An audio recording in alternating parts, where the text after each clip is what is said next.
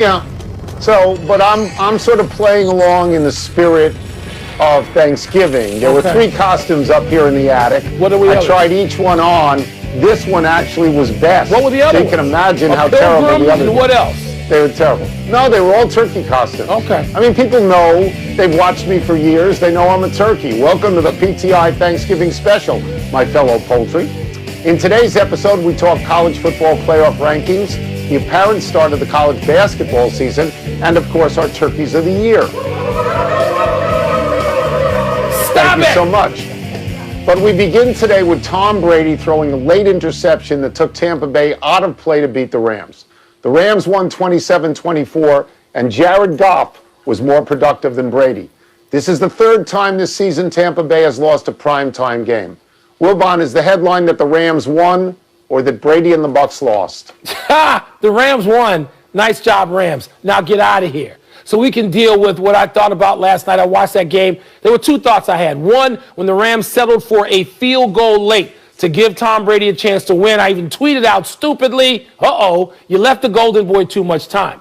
And the second thought I had was when the Golden Boy, the GOAT, threw the interception, my thought was, what is Anthony Kornheiser going to say? What sloppy, slurpy excuses is he going to make now for Tom Brady and Tampa Bay losing? He and all the people of his ilk at every network, including this one, who have assured us that the Buccaneers, led by Tom Brady, are going to be in the Super Bowl. What silly, baseless excuses will they offer up now? The floor is yours.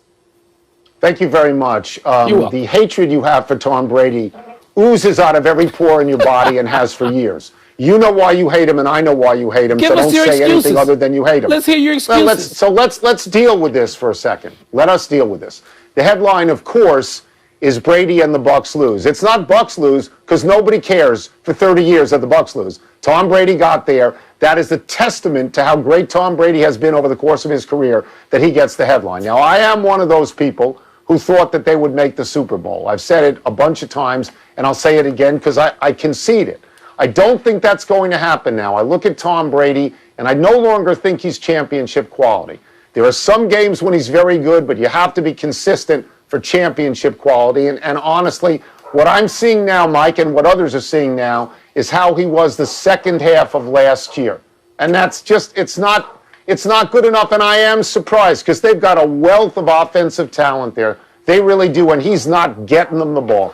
Tony, you know what strikes me most about this? And you can say I hate Tom Brady all you want. Tom Brady's the GOAT. What do you do? See, I don't need convincing to So say what? that. He's the GOAT. You hate him. You All hate right? him No, personally. I don't. I love to see him play. It's sad to me you love to make that fun of Tom him when he Brady. loses. Yes, I do. Just like you make fun of people you allegedly love. I like to make fun of him just because it makes fun of all you people who slurp.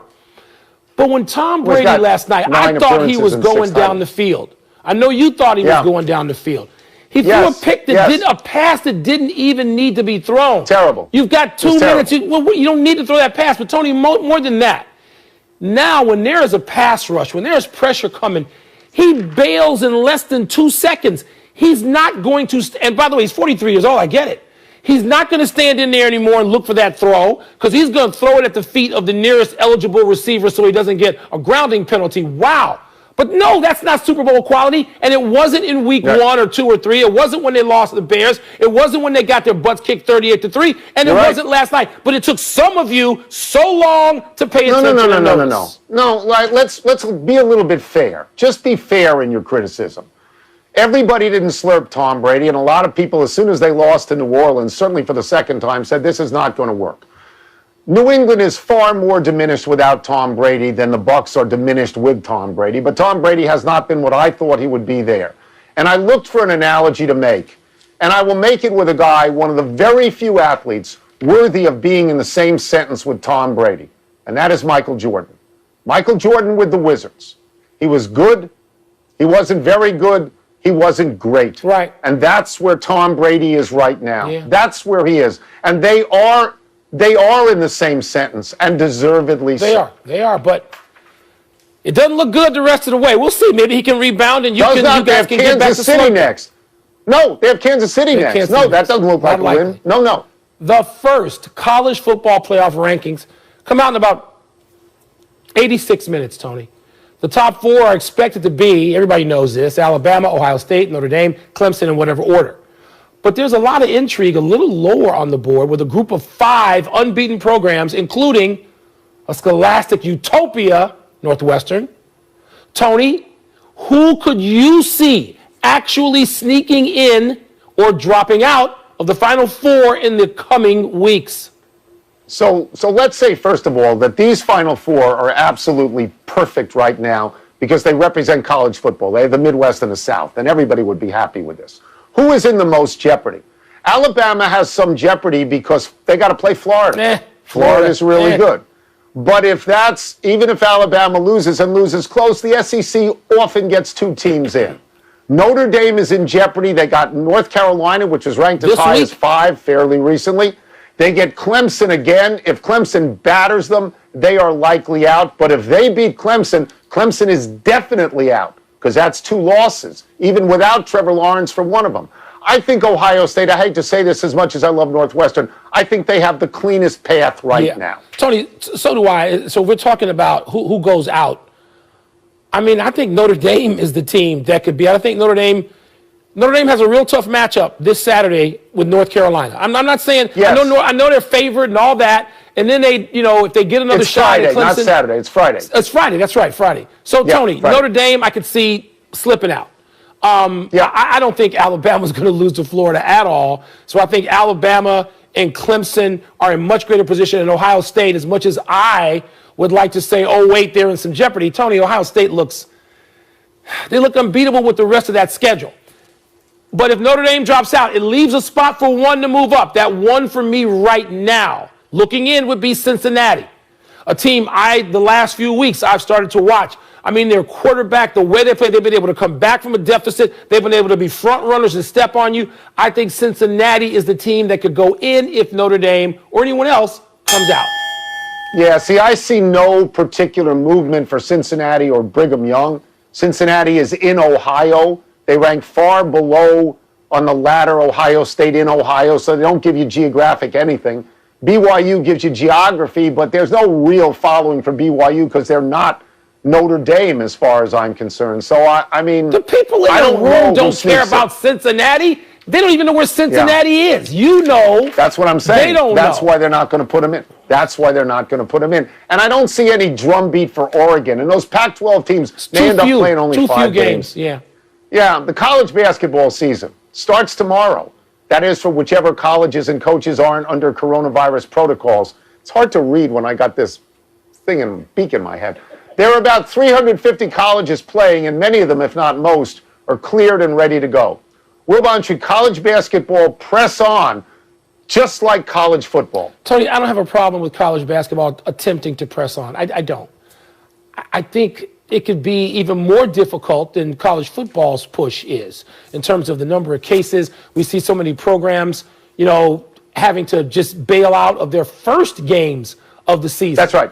And so I think of the suggestion that Rick Pitino, hard to say Rick Pitino of Iona, but Rick Pitino of Iona made a couple of weeks ago when he said, let's play this later and get to May Madness. I'd be okay with that too. And Tony, it may get to that. But to answer your initial question, no, I don't have a problem with colleges and the leagues they play for trying to do everything, though I have serious doubts. So the difference between college basketball and college football right now is that college basketball is still playing these walk-up games to their conference schedule, and college football did not do that. There is no particular reason to play these early tournaments there's no reason for Syracuse to play Bryant. There's no reason for that. So you would say only league games, you would go to that? I would go to that because I think what you have with so many teams dropping out of these initial tournaments and other teams being readjusted in, it's like those UFC fights where the day of, they just put another guy in there. There's a new guy. You'd never heard of this guy before, but the other guy was unqualified or disqualified. Climbs into the octagon. Let's go. Conference play is, to me, what matters. You don't care about doubleheaders on aircraft carriers or games in casinos. Conference play, Mike, right? Conference play. Yeah, Tony, but I want to see some non-conference games. I think the glamour of college basketball came from those games years ago when we'd see, Al McGuire sitting there calling the game and Billy Packer, and you'd have teams that weren't familiar with each other, like UCLA versus St. John's. Or what if it spreads the virus? What if the virus spreads because you're taking these long trips and small schools, big schools, they don't have the same tests? Yeah, that's what I'm saying. No. I'm just saying to you, I'd like to see them, but I understand if we can't have them. Yeah, let's take a break. But coming up, it's our Turkeys of the Year. Does Jakob Poeltl make the cut for forgetting his jersey? No, there's one guy already. And will we raise a glass to Eric Fisher for his double-fisted celebration? I got to do a lot of reading on this, and it's hard to get glasses on with this dopey beak. Oh, they had honestly. That? Your costume designers had I didn't know that? The beak. Huh? This is just really stupid. Pardon the Interruption is presented by Grey Goose. Welcome back to Pardon the Interruption, presented by Grey Goose, part of Happy Hour.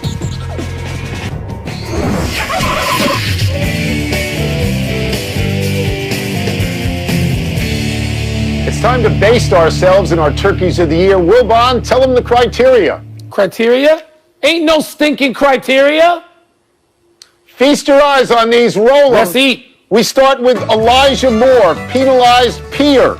Scores a touchdown, lifts his leg, gets flagged, they move the yardage back, they miss the extra point, lose the game. Good job. That's funny. I like that move. Deontay Wilder, costume complainer. He loses the fight. Then he says it's because his outfit weighed 40 pounds and it tired him out before the fight. Stick your head through a towel like Mike Tyson. I mean, that thing was beautiful. The costume was, but Javon it weighed a lot. Saint assaulter. Chicago wide receiver punched the Saints DB 2 times in case you missed it the first time. Wilbon, defend your boy. He's in the Final Four. I can't defend. He's in the Final Four of this turkey shoot. Kofi Coburn, ref rocker, Illinois center, celebrates an and one, lays out the ref. Oh, that hurts. That had to hurt. That didn't lie now. What do you expect from Novak Djokovic, line judge leveler. We all remember this from the U.S. Open. He got DQ'd. Managed to stay in the French, though, in a similar deal. He's in the Final Four, Tony. Joker for that act. Josh Donaldson, hostile home run hitter. Hits it out, but he's steamed at a strike call earlier in the at-bat. Pushes dirt all over the plate, gets tossed deservedly. Nah, it wasn't egregious enough to be a Turkey of the Year. It was just sort of stupid. Cole Calhoun, baseball butter. Gets caught in a rundown, uses his head to deflect the throw, gets called out deservedly. That's better than Reggie Jackson. Didn't Reggie Jim Crane, insincere apologizer. Listen to the Astros owner. We had a good team. We won the World Series. I didn't say it didn't impact the game. Basically... Yeah, you did. Is this guy kidding? Shut up. Not important enough to be Turkey of the Year. J.R. Pace, towel taker, Northwestern DB. Yeah, baby. Seen snatching 2 towels from Wisconsin. Get what that about towel. It's a private school? You can't afford towels? No, really? They got those funky towels Odell in Wisconsin. Beckham We like Jr., those. Tiger Tipper. Remember this at the National Championship? Yeah. He's giving straight cash to LSU players. Can't go cash. back. They banned him for 2 years. Banned him. A ban. Yes. Joe Adell, friendly fielder. Big-time Angels outfield prospect. You've got to make this play. Bellinger and Betts make this play. It's awful. I don't want to make fun of guys who have an Eloy Jimenez, safety net sitter, White Sox left fielder, runs down a ball twice, doesn't get it twice, gives up, sits in the net. He didn't sit. He fell into it. His momentum carried him. Cody Bellinger, dislocated Dodger. How dumb is this? That separates his shoulder, needs an operation. If we had a category for just dumb stuff, this might lead the way.